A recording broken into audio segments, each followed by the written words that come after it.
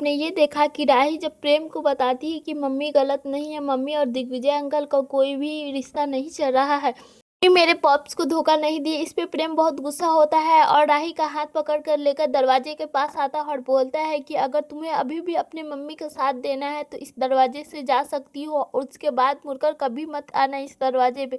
और मेरा मरा मुंह देखो कि अगर तुम इस वक्त दरवाजे से चली गई तो इस पे राही और प्रेम कोई भी जवाब नहीं देते हैं। मोटी बात बोलती है, राही तुम जवाब दो, आखिरकार चाहती क्या हो? आखिरकार अनुपमा जी ने तुम्हें गोद लिया है, लेकिन उनकी रगों में तुम्हारी लहू बह रही है। उनके उनके विचार, उनके बगावत और उनकी नाफरमानी तुम्हारे लहू में तो बहेगी ही ना। इतने दिनों से नाटक कर रही थी कि अपनी मम्मी से नफरत करती हूँ, लेकिन नफरत वगैरह कुछ नहीं करती, बल्कि तुम तो उनसे मिलना चाहती, रिश्ता बनाना चाहती हो। और जो उनसे रिश्ता बनाएगा वो हमारे इस घर में नहीं रहेगा, हम उस घर से बाहर निकाल देंगे। और इस तरह घूर घूर के हमारे टिंकू को अब नजर लगाओगी क्या? अगर तुम्हें यहाँ रहना है तो चुपचाप हमारे टिंकू का साथ दो, अगर नहीं रहना तो जाओ अपनी माँ का साथ दो। इस पे ख्याति सोचने लगती है कहीं प्रेम और राही में कुछ ज्यादा टकरार ना हो जाए और इनका रिश्ता ना बिगड़ जाए। छोटी बात बोलती है, इतने दिनों से तुम्हें देख रही थी कि तुम बस प्रेम का ही साथ दे रही थी और अचानक हुआ क्या जो तुम अपनी माँ का साथ देने लगी? तुम सब ये नाटक कर रही हो। प्रेम बोलता है कि राही अब तुम इस तरह चुप रहोगी तो मेरी मौत का इंतजार कर रही हो क्या?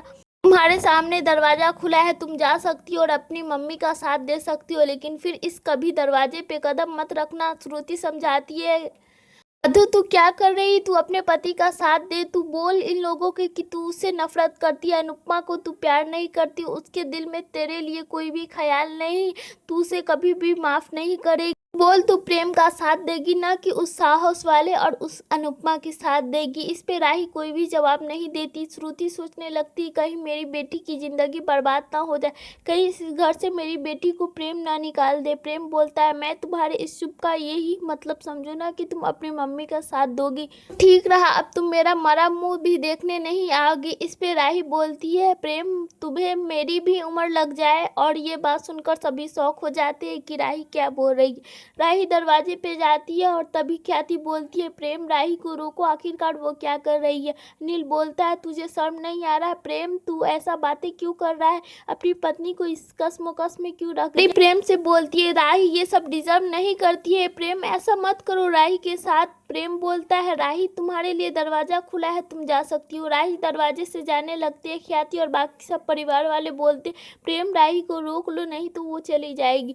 राही दरवाजे के पास जाती है लेकिन दरवाजा बंद करके फिर से अंदर चली जाती है और बोलती है, जिस दिन मैं इस घर में आई और तुम्हारा हाथ पकड़ी उस टाइम से मैं ये ठान ली कि मैं तुम्हारा साथ दूंगी ना कि दूसरों के साथ दूंगी। रही बात मम्मी की बात, तो इस घर में आज के बाद से मम्मी का जिक्र इस घर में नहीं होगा और कभी नहीं। शादी करने के बाद मेरा रिश्ता तुमसे जुड़ चुका है ना कि उनसे। अब यहाँ पे मेरा मरना भी यहीं है और मेरा जीना भी यहाँ है। अगर मैं सांस लूंगी तो यहीं और जीऊंगी भी तो यहीं। और तुम्हें मैं पहले भी बता चुकी हूँ, मैं तुम्हारा साथ दूंगी ना कि मम्मी का। आगे के अपडेट देखने के लिए हमारे चैनल को सब्सक्राइब करें और वीडियो को भी लाइक करें ताकि नेक्स्ट अपडेट आपके साथ शेयर कर सके।